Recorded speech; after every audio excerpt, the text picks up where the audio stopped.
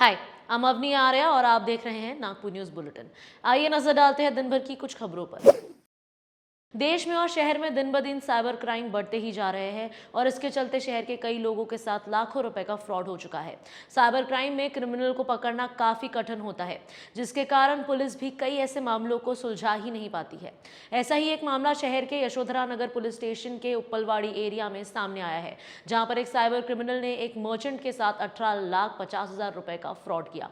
पूरी जानकारी के अनुसार उप्पलवाड़ी में रहने वाले साइबर अपराधी ने झांसा देकर मर्चेंट को लाखों रुपए से लूट लिया। मामला उजागर होने पर यशोधरा नगर पुलिस स्टेशन में कंप्लेन की गई है। साइबर टीम की मदद से इसकी इन्वेस्टिगेशन चल रही है। अभी तक आरोपी का कोई सुराग नहीं मिला है। पूरी जानकारी के अनुसार मनिंदर सिंह जब्बल की उप्पलवाड़ी में फैब्रिकेशन की इंडस्ट्री है और वो सोशल वर्क से भी जुड़े हैं। मनिंदर सिंह के एक फ्रेंड जिसका नाम बग्गा है, वो कनाडा में रहता है। 16 और 17 नवंबर के दौरान मनिंदर को एक फोन आया। मनिंदर को लगा कि उनका फ्रेंड बग्गा कनाडा से बोल रहा है, लेकिन वो साइबर क्रिमिनल का फोन था। जैसे ही मनिंदर के मुंह से उसने बग्गा सुना, उसने अपने आप को बग्गा ही बताया। इसके बाद साइबर क्रिमिनल ने मनिंदर को बताया कि उसके फ्रेंड की दादी बीमार है। इलाज कराने के लिए वो 18,50,000 रुपए मनिंदर के अकाउंट में जमा कर रहा है। उसने मनिंदर से ये भी कहा कि ये पैसे मेरे फ्रेंड को दे देना। इसी दौरान आरोपी ने मनिंदर को एक मैसेज भेजा और बताया कि सर्वर डाउन है, पैसा जमा होने में टाइम लग रहा है। ऐसा बताकर मनिंदर से आरोपी ने कहा कि खुद के पैसे इस अकाउंट में डाल दे। मनिंदर को लगा कि उनके अकाउंट में 18.5 लाख रुपए तो क्रेडिट होने ही वाले हैं, इसलिए उन्होंने उस अकाउंट में 16 लाख रुपए जमा कर दिए। इस पूरे मामले के बाद मनिंदर को जब पता चला कि उनके साथ फ्रॉड किया गया है, तो उन्होंने सोमवार 21 नवंबर को यशोधरा नगर पुलिस स्टेशन में आरोपी के खिलाफ कंप्लेंट रजिस्टर की है। नागपुर के महाराष्ट्र पोल्यूशन कंट्रोल बोर्ड और एनएमसी की एनडीएस की टीम ने सोमवार को संतरा मार्केट और कॉटन मार्केट में कार्रवाई करके 400 किलो का बैंड प्लास्टिक जब्त किया है। इसका स्टॉक रखने और इसको बेचने पर 6 दुकानदारों से 30,000 रुपए का फाइन वसूल किया गया है। दोनों टीम ने इन मार्केट्स में 20 से ज्यादा दुकानों में इन्वेस्टिगेशन की। बैंड प्लास्टिक बेचने की कंप्लेन एमपीसीबी को मिली थी। इसके आधार पर ही ये कार्रवाई की गई।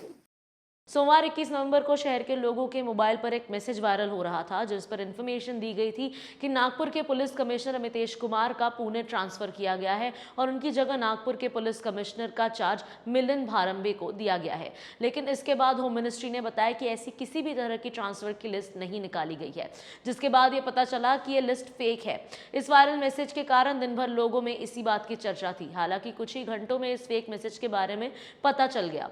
ऑफिसर्स के ट्रांसफर्स किए जाने ही है, लेकिन सीएम और डिप्टी सीएम के बीच सहमति नहीं बनने के कारण ऑफिसर्स ट्रांसफर रुके हुए हैं। किसानों के फार्म पंप के इलेक्ट्रिसिटी बिल्स को नहीं भरने के कारण उनके इलेक्ट्रिसिटी कनेक्शन डिस्कनेक्ट करने की शिकायत लगातार आ रही थी, जिसके बाद सोमवार 21 नवंबर को राज्य के डिप्टी सीएम देवेंद्र फडणवीस ने एमएसईबी ऑफिसर्स को इंस्ट्रक्शंस दिए हैं कि फार्म पंप के अभी के बिल भरने वाले किसानों की इलेक्ट्रिसिटी न काटी जाए। इस दौरान डिप्टी सीएम ने कहा कि जिन लोगों का कोई भी नुकसान नहीं हुआ है, वो बराबर इलेक्ट्रिसिटी बिल्स भरे। याद रहे कि इस साल नागपुर जिले समेत महाराष्ट्र में काफी बारिश हुई थी, जिसके कारण हजारों किसानों को नुकसान हुआ। कपास, सोयाबीन की फसल का भी बड़ा नुकसान किसानों को झेलना पड़ा था। इस डिसीजन से बिल भरने वाले फार्मर्स को भी राहत मिलेगी।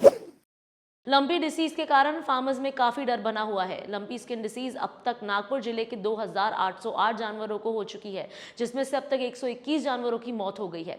इस बीमारी को रोकने के लिए वैक्सीनेशन कैंपेन सरकार की ओर से किया जा रहा है। अब तक 3,95,042 जानवरों का वैक्सीनेशन नागपुर डिस्ट्रिक्ट में किया जा चुका है। डिस्ट्रिक्ट में जानवरों की संख्या 4,18,548 है।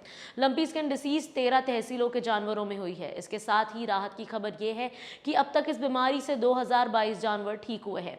अभी फिलहाल 664 जानवरों का इलाज चल रहा है और 39 जानवर सीरियस कंडीशन में हैं। डिस्ट्रिक्ट एडमिनिस्ट्रेशन की ओर से किसानों से अपील की गई है कि इस बीमारी से घबराएं नहीं और अपने जानवरों का वैक्सीनेशन करवाएं।